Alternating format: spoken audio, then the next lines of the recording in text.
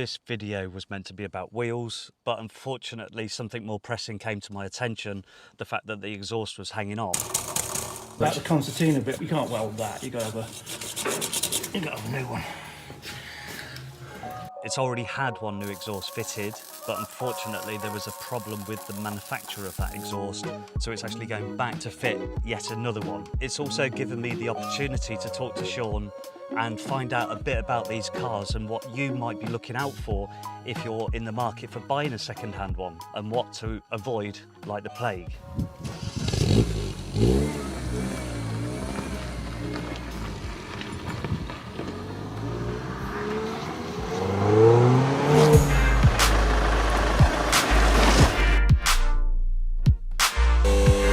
Okay, so we're back at the garage, we're back at Stockton Auto Services here in Stockton, Warwickshire. Phase 2 of the exhaust in progress, and hopefully that'll be the end of it this time, until the next problem with the car, which I'll tell you about in another episode. Right then, Shaun, what can I do to help, mate? Get the kettle on. Got it? Yeah? Jesus. Got my hands dirty.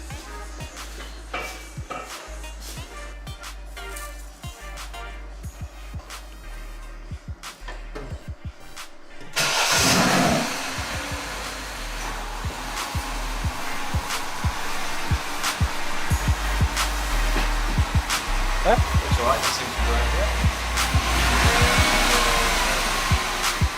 If someone's in the market for buying one of these minis second hand, Yeah. what sort of advice can you offer? What are they going to be looking out for when they're buying something like this? Well, generally on these things, obviously this is a template, so it's in pretty good nick.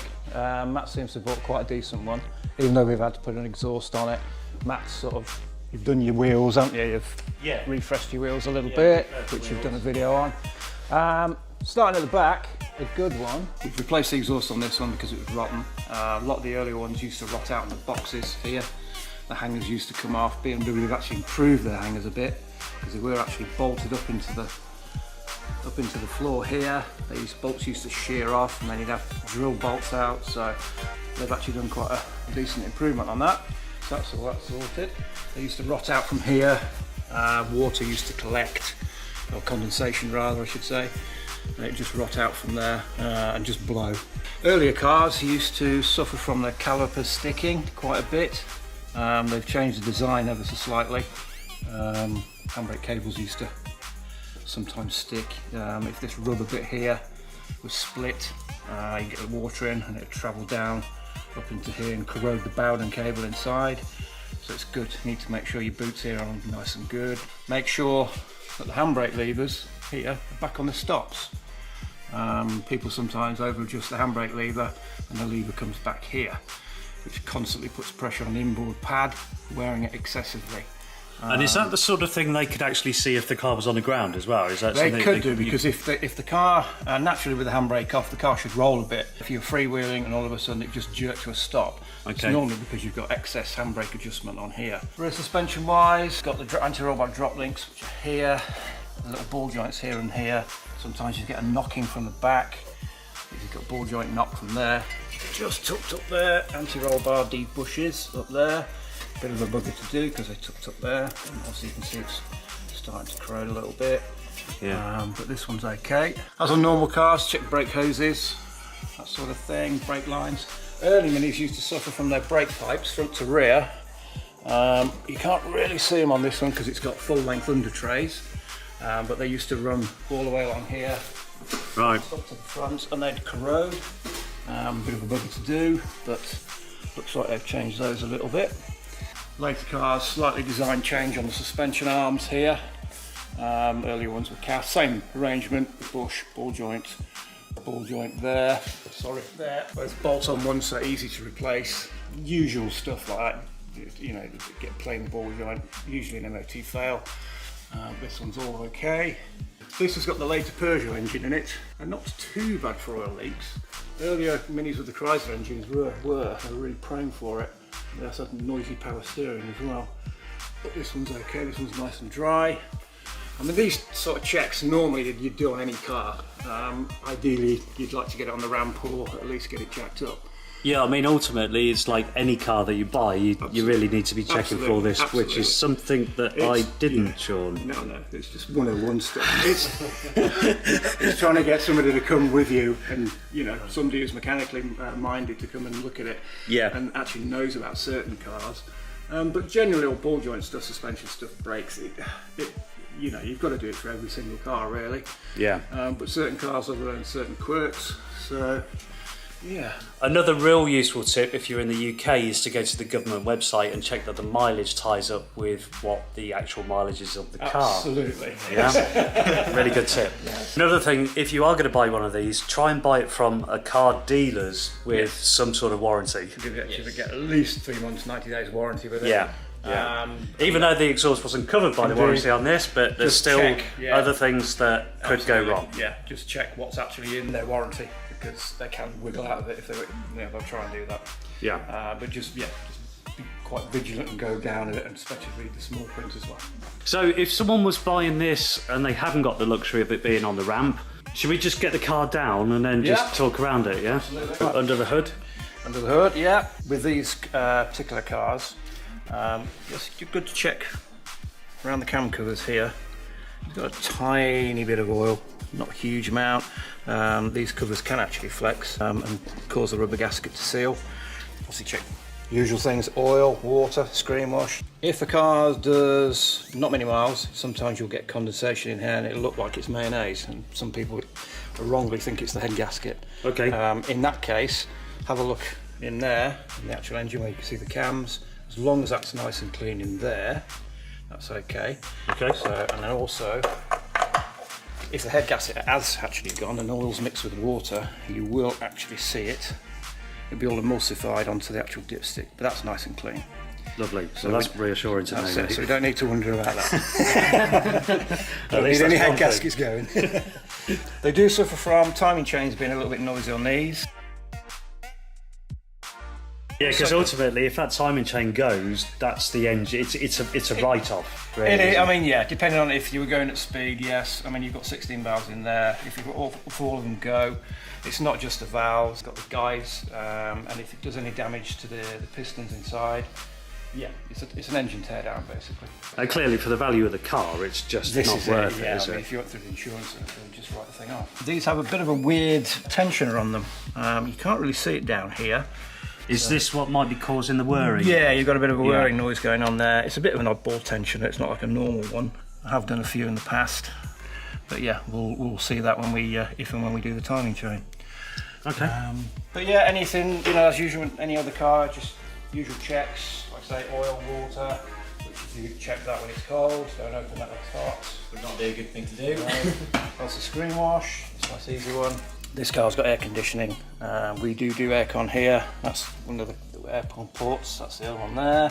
Obviously, you have to have a specialist to do that, to get them checked. Yeah. Obviously, at this time of year, nice and warm, so worth getting that checked. The underbody check is just to check for anything. If anything's loose, you have a bunch of cables, a bunch of connectors. If any of these are loose, these are your cam sensors. These sensors where they are for the ignition. If any of these are gone, the engine will not run, or it will run poorly. Another thing, oil filter housings. Yeah, they can leak a bit. Where's that then? What's... Just that down there, that's where the oil filter goes.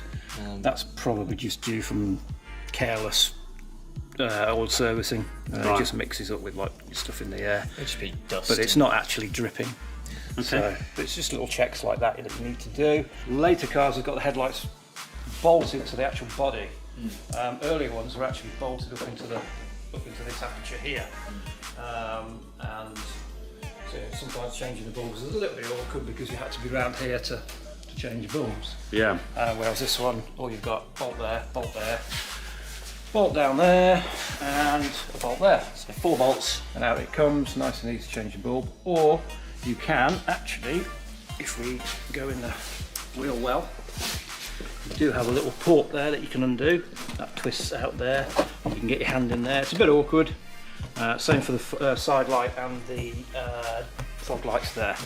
Right. So not too bad. Visual inspections is kind of discs and disc Yeah, pads. I mean you need to see if you've got a lip on there. You've got a tiny one there. These have been changed in the past. Yeah. Check down there for your brake pad. Ideally you need the wheel off. Yeah. Sometimes you can see it in there, or get a mirror in there with a light. But yeah, check the sidewall, tyre sidewalls, make sure there's no cracks in there, no tears. Because if a cut is down to, you can see the cords, that's an MOT failure. Check to see if you've got even wear across the tread. The limit is 1.6, you've got wear bars here. I don't know if you can pick that up. See those little bars there. That's 2 mil. Really best to get them changed at that point. 1.6 is a bit too low really. Yeah. Going under the wheel arch, you've got your coil spring here. Give it a bit of a rub, it's a bit dirty, and that's been going down some lane somewhere. I don't know what you mean. That's it. Not with my reputation. Got to check for, see if there's any major corrosion on it. A lot of coil springs are plastic coated, and after a while they crack and you get water in there, and it splits the casing even further, and you get water, it corrodes the actual spring inside. Your dust shields have come off a little bit. I think once it's compressed, it'll probably close that up anyway, so Yeah. you should be okay. Cool. Yeah, these have got a tiny little bit of a lip there. Can't really see, yeah, pads. Rear pads tend to not have as much thickness as fronts. These are about 50% worn, so not too bad. Slight lip there and there, but nothing untoward.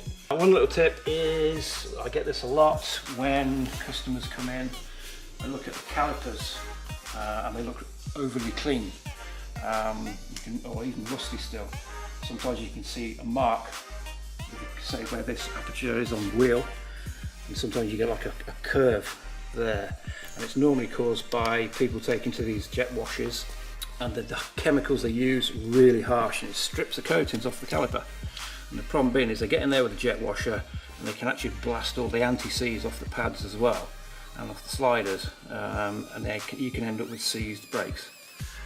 So for the sake of an £8 car wash, sometimes you have to have a 150 quid set of brake. So obviously, Sean, the other thing is obviously take it for a test drive and make Absolutely. sure there's no Test knocks drive, and bangs, yes. and the clutches Yeah. and the brakes feel good. Exactly. If you get it from the dealer, then take it back to them, either get them to knock some money off the price for the repairs, or get them to do it before you buy it. Yeah. Just depends on where you buy it from. But Okay. just have a bit of a negotiation with them. That's Yeah. all you can do really. They can either say yes or no. Yeah. But yeah, it's a negotiation tool. Yeah. So me being a bit naive from having a company car for 5 years, I didn't Yeah, even you think about any of this just stuff. been spoiled, mate, that's all. Yeah. That's all it is. Yeah, that's it. I mean, also through the pandemic and the lockdown, we had it where people were coming back to their cars and brakes were seized on and what have you, so we had to do quite a bit of remedial work for that. Cars being stood it's not good for them. They need to be used, especially where brakes are concerned. So yeah, use your cars, use them. Paint can be a very expensive thing, and everyone likes it to look good. One thing to look for is, if we look here, there's a little bit of, I don't know if you can see that. I don't know if you see it with the reflection, Yeah. but there's a little bit of bubbling Yeah. on the paint there, and that indicates possible corrosion under the paint. Yeah. And of course that could mean this whole panel could need to be sanded back and repainted. Yeah. Of course, it's just a little thing to go out and look out for. Windows, glass is expensive, especially these ones where they have a heater element in for demisting. You want to look out for any chips, any scratches, any cracks. We're going around plastics. Believe it or not, they can be ludicrously expensive. So again, just because plastic over time, it can be heated up, cooled down, heated up, cooled down, and over time it can wear, it can crack. Look out for the number plates. If they are to the point where you can barely read them, it is an MOT failure. Before you buy a car, do a full light check, because if it's something like this, where these ones are an LED, they can be very, very expensive to replace, when ones like these are halogens. So it's literally just a quick bulb change and off you go. In filler caps, when looking at here, you want to make sure that the actual cap is actually tight. If it's Funnily enough, I bought that after, because the Did one you? that was in it was just an old cheap plastic thing. Oh right. See, that's Yeah. another thing to look Yeah. for. Yeah. Of course, if you put it on and you turn it, and it's loose, that's no good. You check the seal as well. Inside. Yes, so if we look there's no seal here, on here, no cracks or anything. That could potentially be anything. and no leaks around the actual filler neck itself, or no water ingress. So if any water's flipping in, like getting into there, and then it's going to sit in there, and it wouldn't be good. So if we come round to the windows, they've got a nice rubber seal, and over time they go hard. And then when the window goes up, it's an opportunity for the window to get stuck and possibly shatter. So it's just these little. Make sure your rubbers are flexible. Oh, Yeah. excuse me. More tea, Vicar. Well, Shaun, I think that's really useful. I'm sure anybody that's watching this is going to be thankful of watching it before they go and buy their car. And really, this doesn't just apply to a Mini, it kind of applies to any car, really. Like I say, yeah. All cars have their own little quirks. Yeah. There's enough Yeah. information out there to, Okay. for certain cars. But any comments or questions, put them in there. Excellent. All right. And of course, you're online as well. You're on Facebook. Yeah, I've got a Facebook page, Stocks Yeah. and Auto Services. Yeah. Okay, I'll put the link in the description below. Okay. Okay, so I people don't can find you have that a way. YouTube channel yet. And I'm not on Instagram either. Well, cheers, guys. Thank you. All right. No problem. No problem. And I'll see you on the next visit. Oh, man. Brilliant.